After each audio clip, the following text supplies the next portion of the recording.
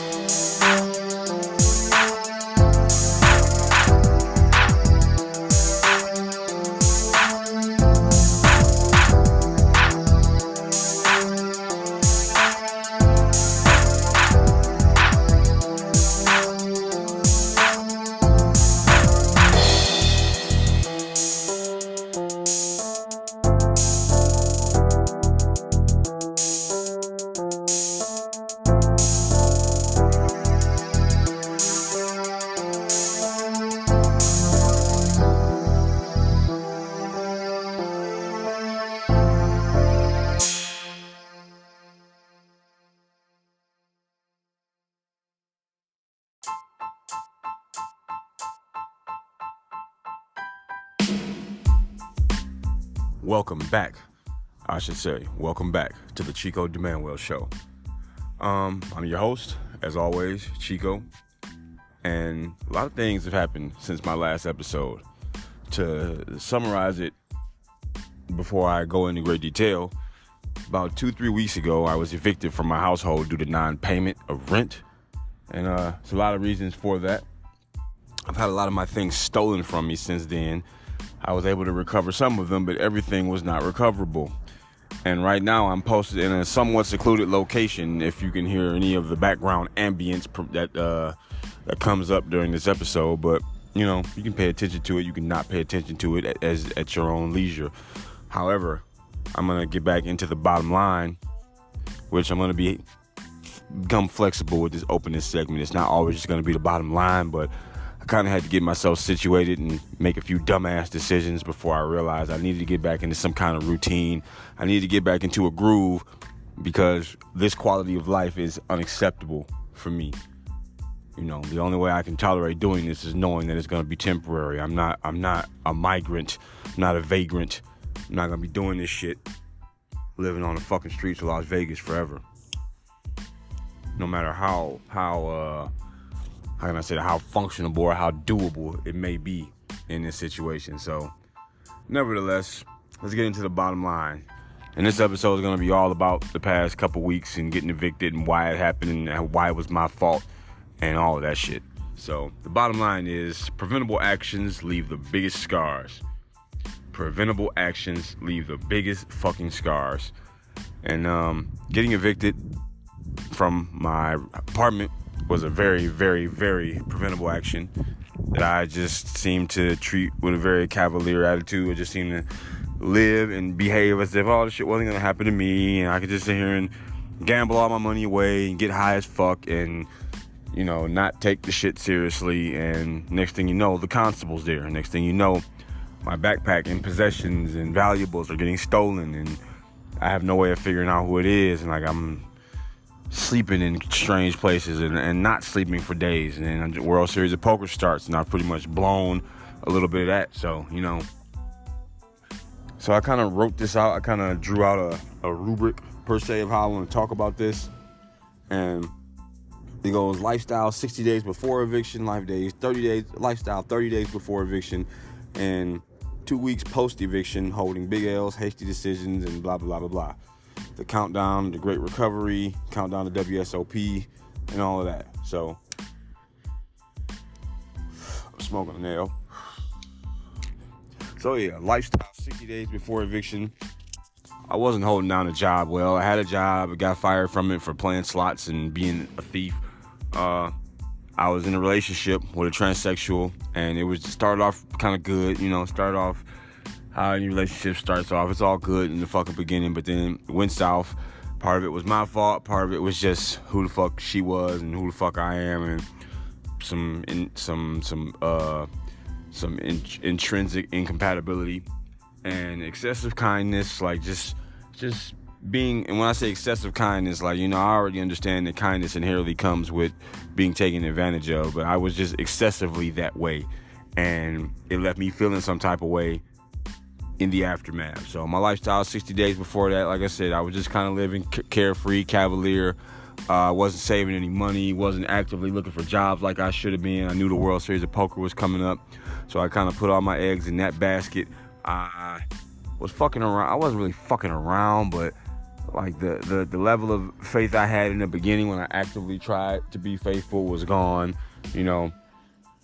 I just kind of narrowed my circle down, really only fuck with a few people who I felt like wouldn't fuck me over the most, So my lifestyle 60 days beforehand was I was just losing jobs, wasn't taking shit seriously. I was in arguments all the fucking time, and I was probably a little more stressed out than I gave myself credit for. I was abusing drugs, and my head wasn't on straight. Like, my sister was trying to talk to me, and I was hearing that shit, but I wasn't absorbing it. I wasn't internalizing it.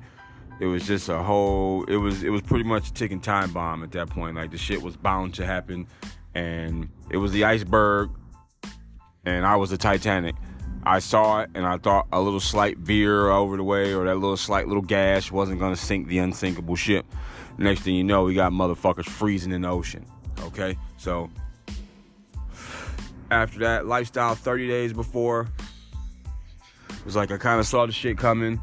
I tried to file the paperwork, but I did it incorrectly, and then they considered that just non-timeliness, which it was, but it stemmed from me not really understanding the process, not really going through this process in a long time. And, not to mention, like, I just kind of, part of me wanted to reset, like, the relationship I was in. Like, I wanted to leave, but at the same time, I didn't want to leave. It was just like a weird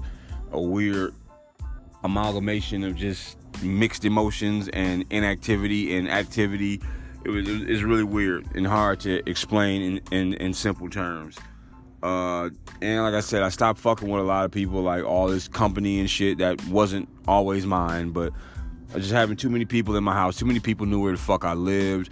Shit's always coming up missing and everything, and I just needed to reduce my circle so I could retain control, the little control I had over my own shit. Like, I couldn't go to work and come back without something being rearranged to my detriment, or something just something's missing, something's out of place. Somebody did some shit that they just assumed would be okay, but everybody acts like they can't fucking get in touch with me. So, a lot of bullshit was going on. I toned down all these motherfucking people, like, just friends, no new friends. No more fucking new friends, no more alliances. Like, I got this chick and this chick coming over, and if you're not them, you can fuck off. So, and I knew this shit was coming, so even though if I knew I would have still had my apartment, I probably would have just narrowed it down to nobody for like a month. Like, would have just cut it short. It was like these people was cool enough. I could trust them the most, even though I couldn't really trust like that. And I just said, fuck it, whatever. Celebrate my last days. This was the crew. This was they pretty much like the band that played as the ship sunk, and I'm the captain that stays on the ship as it sinks. Which I think is fucking stupid. If I was actually the captain of a ship that was sinking, I would get off that motherfucker. Like, that's a dumbass premise. Like, why do I gotta sink because I was driving this motherfucker? Like, hell no. But yeah, so yeah, 2 weeks or more post eviction. I'm holding that L. I think about it daily. It sucks. It's something I could have done something about, and I didn't. Had to make a lot of hasty decisions, wasn't spending my money right, and still not really spending my money right, because I'm constantly looking for some type of shortcut that can undo what couldn't have been done even with a shortcut. Like, this process that I'm in was a slow process that evolved and grew and festered over time, and I stood alongside it and embraced inactivity. And now that I'm suffering the result of that inactivity, somewhere subconsciously, I feel like there is a shortcut, there is a way out, there's a jackpot that can be hit that will undo all of the symptoms and shit that happened as a result of my negligence. And there isn't, World Series of Poker started May 31st. It's currently June 12th. And I really got nothing to show for it. And that sucks. And that's the part of the whole shortcut thing. And drug abuse, just kind of fucking up my routine, fucking up my flow, like getting around in this Las Vegas heat and moving around and like coming up on cash and like, theft, all kind of shit, counter theft. Like, I have not even really started the Great Recovery. And the Great Recovery was something that this is what I dubbed in my mind as what I was going to title this big effort that I was going to put in. But I've still been in this shortcut mentality, so I haven't really done much. The good thing about that is, well, not the good thing, but the upside to it is I still have a significant amount of time left to get things in order. So, that's kind of why I picked this podcast back up, and it said I can't fall into this mindset where I look at myself as a bum, where I look at myself as a fucking homeless person, where I look at myself as less than. Because if that's how I start looking and thinking, then I'm going to start behaving that way. And that is not who I am. And I know that's not who I am. I don't give a fuck how many drugs I abuse or how much money I blow or how negligent I am into any responsibility that is impending. Like, I don't give a fuck. That's not who I am. It's where I am right now, but it's not who I am, So, bottom line, preventable actually the biggest scars, and this one is a fucking gash in my midsection, and it hurts. It hurts bad, but this is a part of the healing process for me. So, for the third base topic, we're gonna, talk about the peak of the slippery slope, the mistakes that got made, and kind of how all this shit that basically since I got into my apartment and where about a year ago and where I am now. We're gonna break all that down in some further detail, and this is basically me not mincing my words the least as possible. Like, I'm being 100% honest, even though I may not explain it 100% honestly, but I'm not trying to blame nobody else. I'm not trying to dodge whatever the fuck and anything. Like, I just need to put this shit out here on the floor so I can begin the healing process and get to episode 22. So, with that being said, let's hop on over to the third base topic.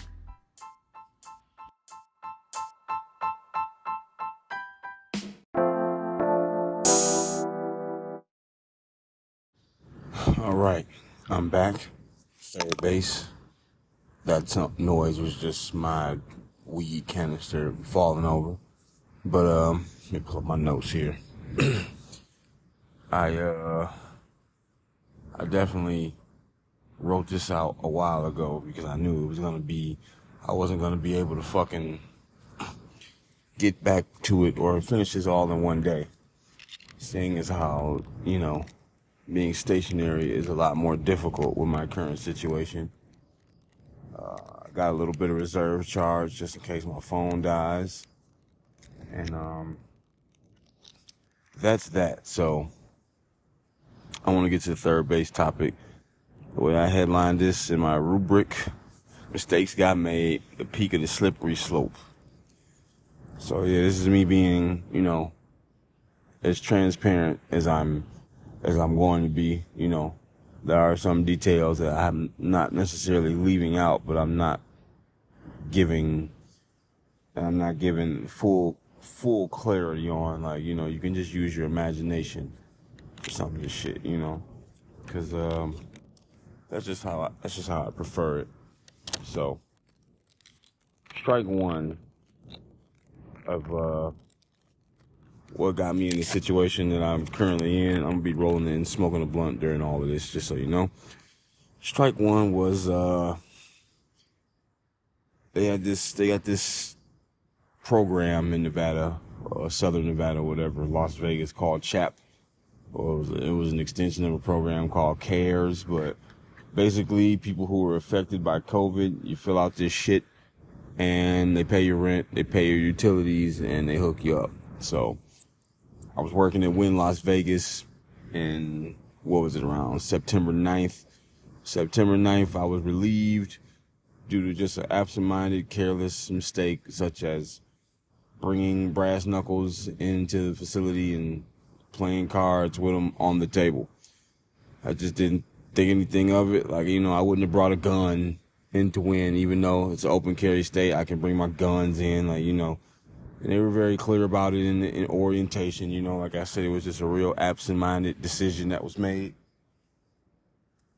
And, that cost me my gig at Wynn, and ever since then, my unemployment was just unstable. I got a job at Westgate, trying to trick people into buying those stupid fucking timeshares, but it just wasn't for me. Wasn't something I could even grit my teeth and just get through. Like, that shit just wasn't for me. I felt like I was directly scamming people, even though I may not have been, but that was the way that feeling existed in my mind. So I just couldn't get down with that. And I got a gig at Red Robin, but I could do no right at Red Robin. Every fucking thing I did just wasn't like, they were trying to treat me like a fucking 5-year-old. They claimed they hired me because of my experience, but then wanted to brainwash me as if I didn't know how to as if I didn't come from a craft cocktail environment. Like, if I wasn't in high volume, high pressure situations already. It was, I think somebody might be pulling up on me. Hold on. This doesn't look good.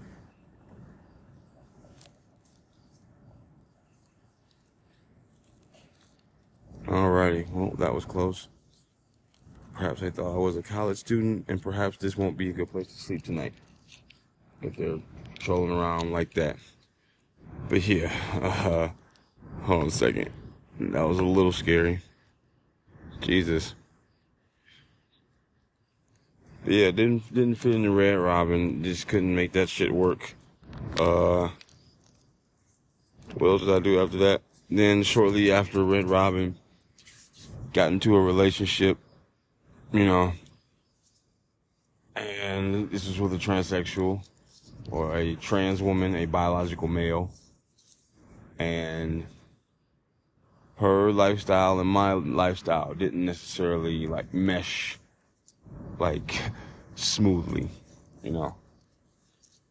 She knows a lot of people, a lot more networked than I was, way, way, way bigger network than I had, and coming from a lonesome, solitary nigga like myself, it was a big fucking adjustment. But, I was trying a different approach on relationships. I was trying to, just be more about doing my duty as a boyfriend and not asking a shit ton of questions or being real this or that about it. I was just trying to go with the fucking flow, And I probably shouldn't have, and getting involved with that relationship and not working, and having that chat program bail me out and pay, what was it, $6,000 in back rent? They paid a lot of my rent for me, which in hindsight I would say I didn't deserve. It contributed to the lackadaisical approach towards just having an apartment in general and just letting people and letting certain things occur in that motherfucker that definitely shouldn't have, So, that was strike one, Just having too many motherfuckers over, the death of my hustle. I just wasn't bringing in any fucking money. I was doing plasma and shit, which I'm actually still about to go do tomorrow in the morning. And that's cool and all, but, that's not, what? Fuck is that, $110 a week? What the fuck am I gonna do $440 a month? That's a really, really hard income to live off of. And it did help me do some things that were necessary, and it still does to this day, but it is not a job. Never forget that. It is not a fucking job. So, what was strike two? I would say strike two was, I had this old been on the street mentality. I know how much it sucks I know how hard it was, and I just helped out too many motherfuckers. Like, I just gave a little bit too much. I was feeling like I was like some type of Underground Railroad ass Sojourner Truth fucking, hey, well, if shit's going bad, you can crash here and blah, blah, this and that, and yeah, you can brush your teeth, and yeah, you can do this, and whoop-de-whoop-de-whoop. And like, the biggest problem with that is the people that I did that for, like, could not, I won't say would not, but definitely could not return such a favor if it was requested, Motherfuckers just are not in a position to provide the kind of help that I would provide. And that's largely because of them. Like, they won't be in a situation where they got somewhere to stay and I can come crash there, or I can come there and take a shower. And it's like, that's the reason that they need help now. It's because they have fundamental lifestyle and personality issues which have put them in the situation that they're in. So that's really beyond me, but my bleeding heart ass took it upon myself to help them, and then feel some kind of way when I don't notice that it's being appreciated. Like, motherfuckers probably do appreciate it, like, in the here and now, but like, they start to get comfortable, and I think that's the one thing that when somebody's looking out for you, they don't want to see you get comfortable. Like, they don't want to see you be too comfortable with that shit. That's when motherfuckers started feeling some type of way. It's definitely when I started feeling some type of way. And it's like, nigga, you ain't paying no bills. I mean, neither am I, but you ain't paying no bills for this shit. Why the fuck do you seem so goddamn comfortable just, in my shit like this? Like, you shouldn't be more as comfortable as me in my shit. So there was that. And I think that, being too helpful, helping the wrong ones, those kind of are the same topic. I have them separated. I guess I was trying to beef up on the content, but those are pretty much the same general issue here. So, yeah, lifestyle grievances. So the trans girl I was dating, beforehand, I used to do a lot of wild shit. I had particular behaviors that, we'll just summarize as X-rated, that I engaged in my own free time. One of those was having guests over and clothing being optional. Like, if I wanted to strip down in front of a guest, I would. And I would make that guest aware that this was a possibility before you came in here. Like, hey, I ain't necessarily strutting, but this is how the fuck I get down when I'm here. Like, sometimes I put clothes on, sometimes I don't, If it's a flex, if it's not a flex, it's not up for discussion. When you're in my house, clothing is optional. If you want to strip down because it makes you feel more comfortable, or if you just want to, bless or frighten me with the sight of your naked body, then go right ahead. This is something that I just wanted people to be comfortable. I wanted motherfuckers to be themselves in my shit. And she wasn't necessarily on board with that. And I can understand that, but it's like, this shit's my house. Like, the fuck? How much do I gotta acquiesce in my own shit? Like, I gotta not do this because you don't like it? Like, I'm not making no advances on nobody. Like, I'm yours. Like, I understand the nature of the gripe, but at the same time, it's like, get over it, I guess. Like, shit, get the fuck over it. Like, I'm not doing it just because you don't like it. This is my house.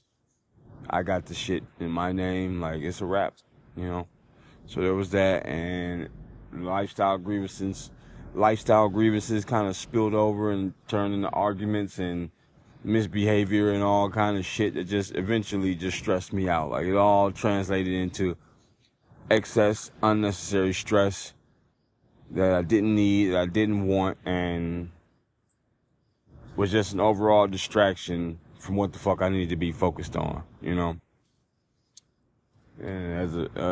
as a result of the lifestyle grievances, just trust issues came about. Like, there was no, she would say she trusts me, but everything she did insisted that she didn't trust me. If I have company over, she sits in the living room and either just steals the show, talks to my company nonstop, just won't fucking leave, or goes into the bedroom and texts me and harasses me constantly in an attempt to get me to leave my company and go spend time with her. And maybe sometimes this was valid, maybe sometimes it was warranted, but every time it was fucking annoying. It was just some childish ass shit as far as I was concerned. I'm just like, why are we doing this? Like, why the fuck are we doing this? Like, if you don't trust me, just say you don't trust me. And for whatever reason, I just did not want to cease being in the relationship. The relationship, as I've spoken before, became too goddamn important to me. When I should have just not even acknowledged that shit. I did the exact opposite and acknowledged that shit. And it fucking ruined my life. And I allowed it to. Which sucks because I know better, but, you know, it's, I don't know. I see now that when you're in that situation, like, just not wanting the relationship to end, like, well, I don't understand. Well, I understand, but just dissecting how sneakily it becomes such a necessity for me was something that I did not expect and something I was not prepared for, and it's costly. Shit, it was very fucking costly.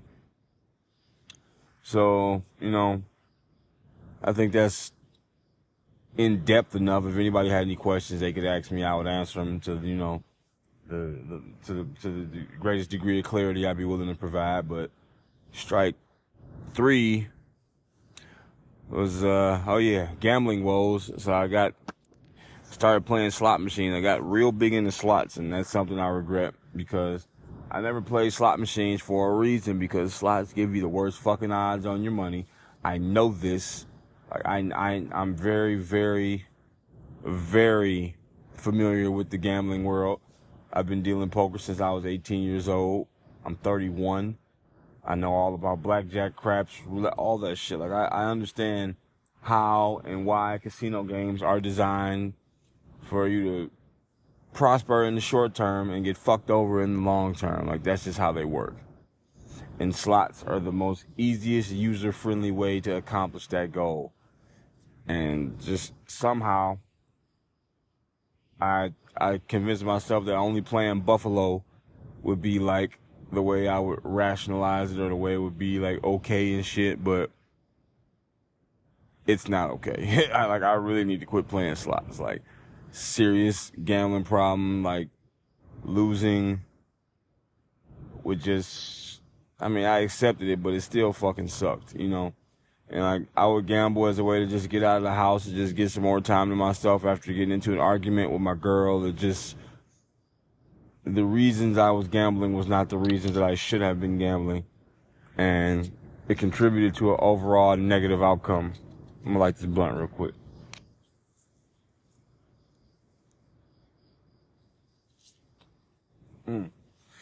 Drop some ember on my thigh. I need a second match. But yeah, like I said, like, I don't see the gambling as being the problem, but like the reasons why I was gambling and the times and the outcomes and how I handled the outcomes. It's not, I wasn't gambling responsibly by any means. I was generally doing surveys to grind up enough money to take a long shot stab, putting $5 in there like that was gonna win me shit, which sometimes it did, but not reliably. And the gambling became kind of my paradise and method of escape from when the relationship just got too contested, too hotly contested, too fucking argumentative and combative and all that shit. I'm just like, you know what? I'm gonna just step up here, even if it's just to play a couple bucks, 'cause I need to take a legitimate walk. I need to get out of the house because this shit's fucking driving me crazy. You know? Untimely defense. What did I mean by that? Like, this is why I wish I could have done this shit when I first wrote it, but yeah. Resignation to the end, I definitely know how that know how I meant that. Like, at a certain point, like, I just knew I was gonna lose this shit. I knew I was gonna get evicted. I hadn't been paying any rent. I kept fucking over all my job opportunities. and I just wasn't making enough money. I wasn't getting any contribution from the people that I was allowing to be there. Like, I was basically digging myself a serious hole that I would not be able to emerge from easily or at all. And at a certain point in my mind, I knew and welcomed this and accepted it. And I just kind of said, fuck it. I kind of really didn't give a fuck about having certain people over, or the fact that they didn't appreciate shit, or motherfucker need to take a shower, or like keeping dishes clean and all of this shit. Like, to me, it was just all it was all a throwaway. It was all done. And I kind of wanted to reset. I kind of needed that reset. Cause like, I'm just sitting here gallivanting and bullshitting, and I cannot repair the mistakes that I've made to this point. Like, at this point, like, I'm just fucked. And I need to just get a second chance at this shit. And like, just figure out how I'm gonna redo this the right way when I get back in this situation. But like, as of right now, like, I've played my cards incorrectly, and there's no turning back. And the way I kind of looked at it is like, this was just like a wash. Like, once this shit comes to an end, I'm gonna be done with it, and I'm gonna be done with some of these people too, because the way I feel about them now is not how I felt about them at that time. All these motherfuckers have my phone number. They don't call to check up on me. Nobody's really concerned about my well-being now that I don't have any tangible kind of resource to provide to these motherfuckers. And it's a shitty feeling, regardless to whatever degree I'm responsible for feeling it. It's a shitty feeling that if can be avoided, I would like to avoid, you know. So, final moments and observations. As I sit here at the UNLV college campus, I mean, I just put this status on my Facebook. It's like, with solitude comes clarity, and with clarity comes gratitude, and with gratitude comes results. Like, this is suboptimal, no matter how you draw it up. Like, it's not, I fucking stink. Like, I'm sweaty. Like, I need to wash up. Like, I'm fucking goddamn drug use causing me to miss work and shit. And this is just the worst time for me to miss work. Like, I'm just really, the upside here is just, I still got 5 weeks left. So that's cool, but yet and still, matter of fact, more like 4 weeks. Yeah, like 4.5 weeks. So it's like, every day counts. Every day is much more impactful, because like, I've blown my first opportunities. So I really don't have any more wiggle room for fuck shit. I don't have any more time to lollygag and gallivant. Like, this shit is for real. And I've ended the relationship, which was just difficult for me because it's something I've never done. I've never really called things off with anybody, and that led to some of the hesitation associated with it. But I did it. It's done. I still affiliate with my ex, but it's not an easy feat. Very hard to get in touch with. Very on the go. And that's just that. I've had most of my shit stolen from me. So the few things that remain, excuse me, the few things that remain, I clutch and I keep on my person. Like, I keep on me. I keep close to the vest. And, you know, I guess I kind of forgot how to do this from getting off the street the first time. Like, I go to work tomorrow. Maybe in a later episode, I'll detail how I finessed my way through this day, but I'm not going to do it now. But I'm gonna get back in the hostel. The hostel's cheap.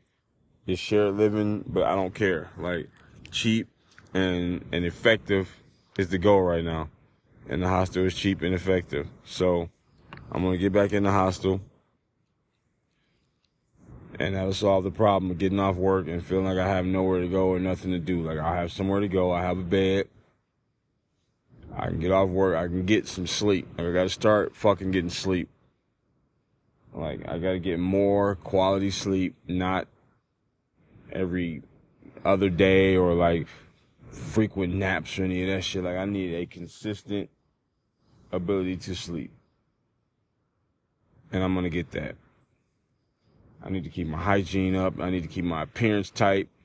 All that shit. Like, I feel myself getting sucked into the life. And it ain't what I want. I need to get that fucking driver's license. And I need to find a plan for when the World Series of Poker ends. Otherwise, I'll be right back here and it'll be fucking 20 to 25 degrees hotter.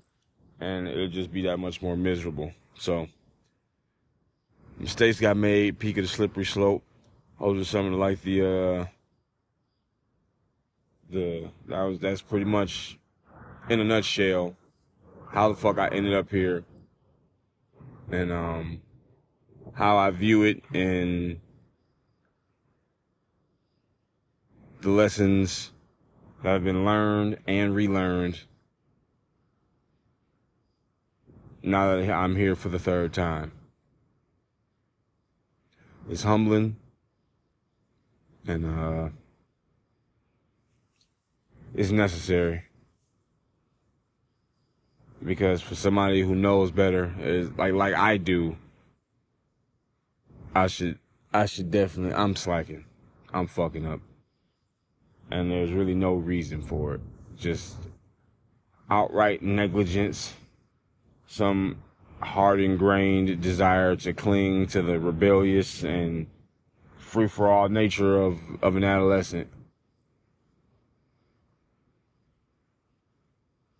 Like, at some point, I gotta fully accept, like, the room for recreation and leisure is minimal. Now it's about serving my duty as a man in society and not fucking goofing off all the goddamn time, you know? So yeah, move into the second base, hindsight, revelations, can't pass the blame, get a little more insight into this situation, a little more transparency. See y'all there.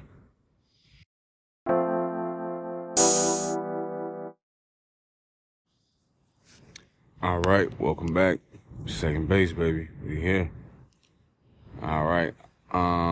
Hindsight, revelations, can't pass the blame. So, yeah, these seem to be, straight up admissions to things that I was either pretending to be blind to or genuinely blind to when they happen. First one I got here, the slow death of the toxic relationship in my role. So yeah, this is what I was touching on in third base. Like, fucking relationship became too important. Let me tell you something. At this point, I am thoroughly convinced that relationships are not important, okay? Like, relationships are temporary things. They're kind of like, what do you call it? Relationships are kind of like, they're just little fun, it's like a summer vacation, you know? Like, oh yeah, it's here, it's now, and it's something, but like, who the fuck knows what it'll be tomorrow or what it'll be at whatever, you know? If you're not looking for a marriage, that shit is not important. If it's not leading up to creating or propagating the creation of a marriage, it is not important. It is not important. Let me say that again. It is not fucking important. And this is a goofy ass mistake that my dumb ass has made several times. Several times. Like, it's just not fucking important. And as soon as it does become important, like, my role in the relationship changes. Like, I was even talking to my ex, a couple days ago. I'm just like, you know what? I sound like a little bitch right now. Like, I straight up sound like a little bitch. I wish there was someone here to tell me straight up how much of a little bitch I sound like. And to bully my little bitch ass because I deserve it. For being a Mr. Softy. It's like, man, that shit, and it's not what I preach. Like, I don't preach becoming that guy. Like, that's actually the worst thing you can do. But yet, somehow, like, I get hypnotized into that bullshit.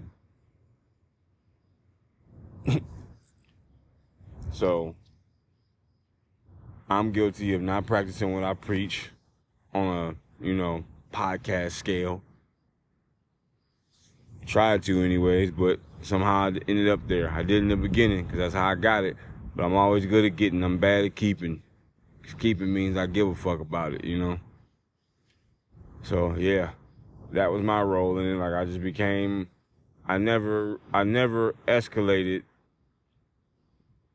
Like, my opening tricks started to fail. Like, she basically got her black belt in me. And that's not good. Another thing I got here, no income, no hustle, no reason, no mercy. Like, yeah, basically touching back on the fact of why I became that person in the relationship, why I ended up acting out the role in which I speak against. How did I let these simpish ways, like, become commonplace, Definitely needed a job, definitely not holding a job hurt me bad. Not really having money hurt me real bad. Fucking, not having any, like, not being creative in ways to get money, that shit fucked me up bad. And it was like, I never really was on my purpose. As the further the relationship progressed, the less on my purpose I was. And take it from me, it's not just fucking lip service. Like, I actually can talk about it from this sense. Like, I know from not being on my purpose that the type of effect it would have, like, it would be the proof of my value, if I needed any. Like, I'd just be on some bullshit. No mercy. I got everything the fuck I deserve for it. Like, this is a disaster that, like, I stood back afterwards and looked at it and was like, how did I not know, like, pouring gasoline all over the city right before I light my cigarette would cause everything to burn down? Like, it's crazy. But, like I said, no mercy. Like, I deserve a punishment as harsh as this. Like, none of this shit happened by accident. I was fucking sipping the goddamn Kool-Aid. And got fucking sugar sickness or whatever you want to call it. Like, the fucking shit was too sweet. Too many people saw too much that I should have never allowed. Now when I read that, like, that was kind of fucking deep right there. Like, let me see if I can even elaborate. Too many people saw too much that I should have never allowed. Okay, so gossip and talking a lot of shit, he said, she said shit, was something that my ex was real big about. Like, it was always, oh, so-and-so said this, and blah, blah said that, and, like, I don't want to do this in front of people, and all this shit. It's like that King of the Hill shit, like, allowing certain things, exercising my authority for certain things to occur because I could in my shit, created a lot of situations that made pulling the is my shit card work against me. People saw too many arguments, people heard too much dialogue. It was just too much, too many people was over. And of course, none of it gets back to me. But all the other shit, like everything gets to me after it's been somewhere else. Like nobody brings a message straight to me. There's just a lot of little signs now that I can tell, like I know what that shit means now on a personal level. Like I got a heightened awareness now that I had that. I got a chance to have my suspicions and then see them play out, and like I got some empirical data, you know, which has some value. Is definitely in what I should have got should have been more valuable, but getting the empirical data on how my suspicions played out over time is excellent. That is good. But too many people saw too much and I shouldn't have allowed it. Like even with the clothing optional thing, like maybe too many people seen me naked. Maybe too many people was over here naked. Like too much shit. It was a winding road that I couldn't manage. Like I'm going over a cliff. But I still try to attempt this shit anyways. Like I definitely let a little bit too much go down. Understand that you know, privacy is not just optional. This shit is mandatory. I should have kept that shit a little bit under, you know, should have kept it down a little bit, for sure. It's the brokey virus and the quest for the antidote. Like, yeah, I'll admit it right now, I'm definitely on brokey status. Like, abject brokey status. Like, nigga, this shit ain't no fun. Abject brokey status. I'm just managing just to sneak and dip and dodge around just well enough to have not been confronted by law enforcement or been arrested or some shit like that. Like I'm bobbing and weaving like a motherfucker right now. Trying to clean my act up. You know. And that's my quest for the antidote. Like, this shit, like, there's ways out of this. Like, I've always got ways. But I gotta stop getting in my own way. And I think that's a symptom of the brokey virus. Like, you just getting your own way. Master at self-sabotage. Master at talking and excuses and justification and all this and that. Like, master of finding angles, master of maneuvering. Even as straightforward and full of integrity I try to be. Like, nigga, I have my ways. I have my ways. And I'm trying to understand, like, why even at this level it can't work the way I want it to. Like, I keep looking for a reason to take my foot off the gas. And I understand that logic, that reasoning is not sustainable.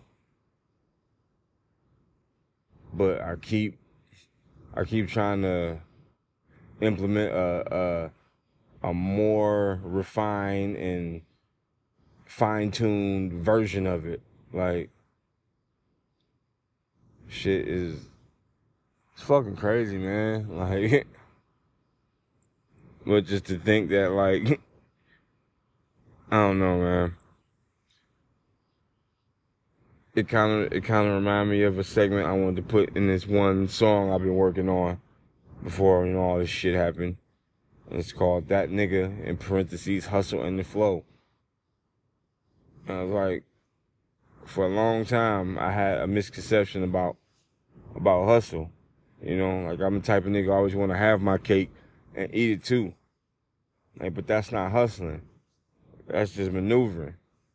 Like, nigga, you just getting, you just gripping the curves, just you know, hitting the straightaways, that's breaking when, you know, all that little shit. You just maneuvering.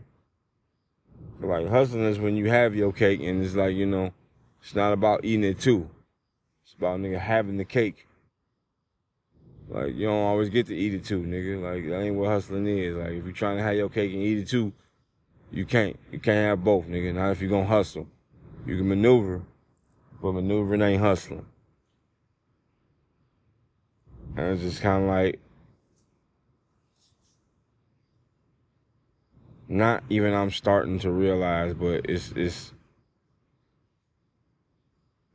becoming like it's like I'm dreading a big moment where like I'm gonna really have to like grow up more and give up, or just if I just be trying to maneuver around give up. Like I need to give up certain behaviors. I need to give up certain behaviors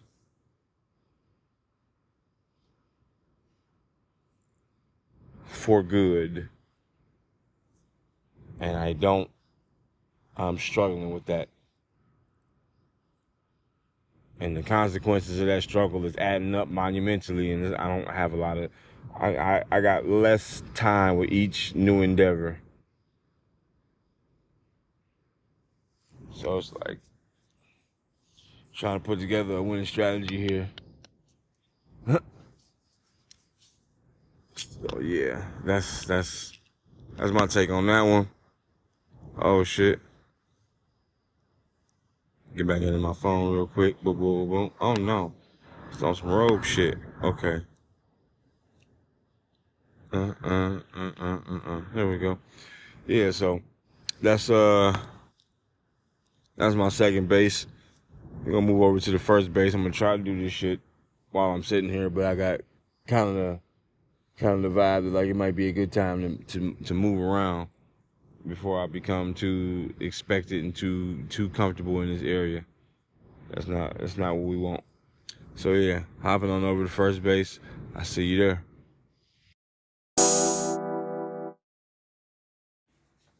All right, we're at the first base topic. I thank you guys for listening this far. I know it was quite a bit of dialogue in the previous segments. It was a lot to unpack. I actually don't even really think I may have unpacked it all, but I got the gist of it out. I got what was necessary for you to know out of the way. It's been a long time since I made a full episode of this, especially just due to not really having ways to charge my devices and needing that charge for more important things at the time. But if you listen to the first segments, you know I was in particular locations. I was outdoors for some bit of it, but now I'm comfortably nestled up in a hotel room, which I've gotten, and I'm grateful for the hotel room. I'm grateful that I have a way to work and make money and be successful, and that I'm able to furnish such a comfortable living situation for myself, even if it is temporary. Like, I'm grateful for all the time I spent on the street, grateful for the hardships and, you know, all the struggle that I went through. And not that it wasn't already something to think about, but it's definitely giving me something to think about. It definitely helps on the perspective end, you know, because I know I'm never going to resignate to being a fucking street walking bum or somebody who just doesn't want to work or doesn't want to earn some shit, who wants to like just get everything by means of fraud or by means of theft or by means of scamming. Like, that's just not going to be me. Like, I don't have to do those things. Like, have I ever done them? Have I ever done something like unrighteous or illegal? Sure.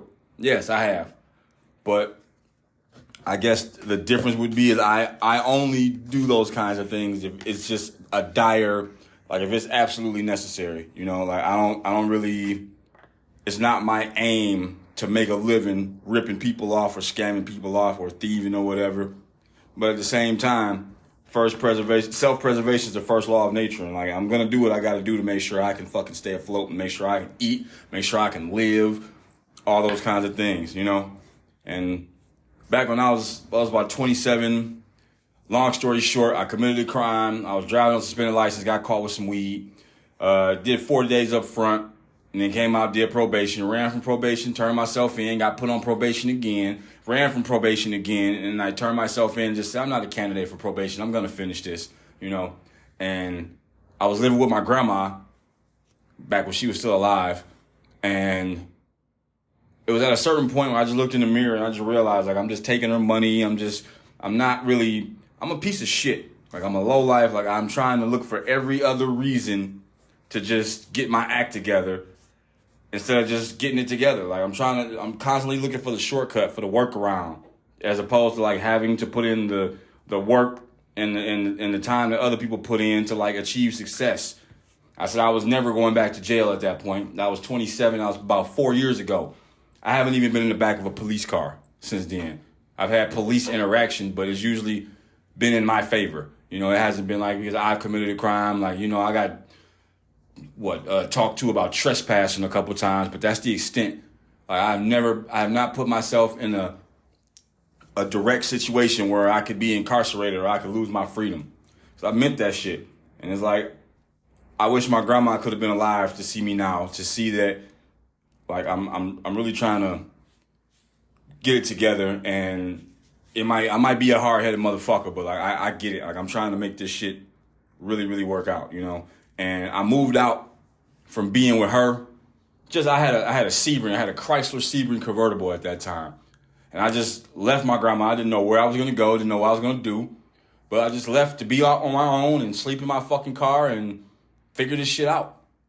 Like, because I realized that I needed to know what, like, I was being insulated from the call to adventure and from the capricious and unstable nature of life. Like, I didn't know what it was like. I never had to struggle. Like, every time I got into some trouble, I had somebody to call.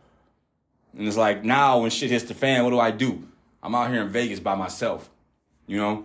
So it's kind of giving me some perspective as like how bad shit could be, you know? How things could really get, and why it's important to have this shit thought out and planned out, and to conduct yourself in a manner to where, you know, at least if you're in these situations, you got somebody that's willing to help, and they're only willing to help because they know you're the type of person that will help yourself. So with that being said, my title for the first base was called The Great Recovery and the Anti-Brokey Promise, because I was definitely fucking a brokey. I still got some remnants of brokey in me, but I'm trying to get rid of that shit. So I'm just gonna quickly kind of recap and try to briefly elaborate on a couple, the goals I've written down and how I plan to achieve them. So the first one was World Series of Poker 2023, the light at the end of the tunnel, and we're already about 3 weeks into the World Series of Poker. It's like a great opportunity for me to make some money. I haven't done the best. I haven't really handled my money the best because I've been gambling, and I had some really bad habits in place in terms of just money handling that came from my relationship that just recently ended. And I'm aware of that, and I'm actively taking steps to make sure that I'm not wasting my time here at the World Series of Poker, because this is an annual event. It's here for 7 weeks out of the year, and those other fucking 45 weeks it's a long time. So, you know, I gotta figure that shit out. But the World Series of Poker is like what's keeping me afloat right now, and I'm eternally grateful for all the players who tip their winnings to me, who allow me to have a living, and who are paying for this hotel room right now. I'm eternally and ultimately thankful and appreciative, and I don't know what I would do without you guys right now. So there's that. I plan to renew my driver's license and potentially try to do Uber. Like, that's the game plan. I know I got a fucking drug crime on my driver's license from the shit I was talking about earlier, but I don't care. That shit was a long time ago. That was like, 2016? It's 2023. That was 7 years ago. Like, give a nigga a break, you know? But definitely want to get my driver's license. So at the very minimum, I can like get a car. I can work toward a car, and that'll make doing things a hell of a lot easier. At least like getting around, or if I need to sleep in my car, get an SUV or some shit like that. Shit'll be doable, you know. We'll worry about insurance and all that shit like that. We'll cross that bridge when we get to it. But getting the car and getting Uber is kind of like my game plan for right now for post World Series of Poker. Shit I can do in the time in between until it comes back, you know. So that's the outline at this moment. It could definitely change, but that's what I'm looking to make happen. Sorry, I'm rolling a blunt too while I'm doing this. Podcast upgrade, promotion, consistency, and commitment. In terms of the podcast, I've been thinking of some ways to make the format a little. It's like it's instead of having just the same old come out opening segment, third base, second base, first base. Like I'll have different opening segments, and depending on the opening segments, depending on how the show will go. So anytime you tune in, the show could play out one of 4 or 5 different ways, you know, depending on the opening segment. And it just give me a little more latitude, more flexibility in terms of like what I'm going to talk about or how I'm going to talk about it, you know. Because even recording the podcast, like just the way I've been doing it, it just seems kind of redundant. And I want to keep this shit fresh. And I listen to other podcasts, and I want to take some of the ideas and things that I see other people do and try to incorporate them into my own thing without being a complete jock, you know. I want to do something original and fresh and useful and exciting and entertaining that people will want to listen to, that people will get something out of, that people will want to tell their friends about. That's where I'm going with that. So the podcast is definitely going to be taking some steps forward. Now that I got some shelter and shit going on, and I'm not like fucking scrounging around and shit and looking for fucking crevices I can sleep in and shit, I'll be able to put some more time into it, which is why I'm doing it now, because I fucking miss this. This is actually something I really enjoy doing a lot. So also, I'm going to obtain recording software, script, create and produce studio album, and promotion within 90 days. I'm thinking back, I don't know what I meant by promotion, but whatever the fuck. But definitely going to get some recording software, because if you don't know, I'm a very talented singer. Audio engineering is something that I wouldn't call myself a professional, but I'm not a novice. Like I can make music, I can create beats, I can sing, I'm musically gifted. And for years, I've been wanting to make an album, like just create from scratch and create, mix, master, produce a studio album. And I know I'm capable of doing it, and it's something that I wanted to do, and I'm going to do it. And it's something I'd like to do within the next 90 days. And I would start that 90 days at the end of June. So July, August, September. By September, at least by the end of September, I should fucking have the equipment. I should have the means. I should have it all done. It should be ready to go. It should be like, it should be iTunes ready. So that's something else I'm looking forward to doing. Next one is save, live alone, and stay on the path. Definitely need to fucking save up some money. Like anytime I get some money, I need to be putting it somewhere where it can't be touched, because I'm really, really good at making a reason to touch money when there shouldn't be one. I'm really good at that, and that's not something I should be good at. And that's the error I made last year when I got my apartment. I had enough to get the apartment, but I didn't save. So when I lost my job, I had nothing to fall back on, and I was just ultimately fucked. Even though I had a couple jobs, which if I could have just had my act straight, could have kept me afloat, yet and still. Just poor decision making, and if I would have just planned ahead, it would have gave me a little more of a cushion, and I wouldn't have been as eager or as prone to get into the situation that I got in, and this whole thing could have played out differently. So definitely going to save up some cash and think more about the future and not so much the present moment. Definitely not the past, unless it's a learning experience. But thinking forward, saving money, and being prepared for a rainy day. And the last one I have, the last goal, it was part of the great recovery effort and the anti-brokey promise. No relationships until I have a 3-month lead on expenses and a stable lifestyle. No relationships. I don't give a fuck who Like, anybody who thinks they're going to be a part of my life is like, you will ultimately be a side piece at best. Like, even if you're my main side piece, like, you'll be like, you're an accessory. You're like a pair of sunglasses. Like, you know, I get plenty of fucking sunglasses. I get them, some I have for longer than others, but I ultimately end up losing them all in one way or another. And I just get more because that's what the fuck sunglasses are to me. They're an accessory. And that's what relationships are to me. It's an accessory. Like, why the fuck am I focused on... Like, nobody wants to fit into my life. Like, I always got to fit into theirs somehow. And it's like, fuck that.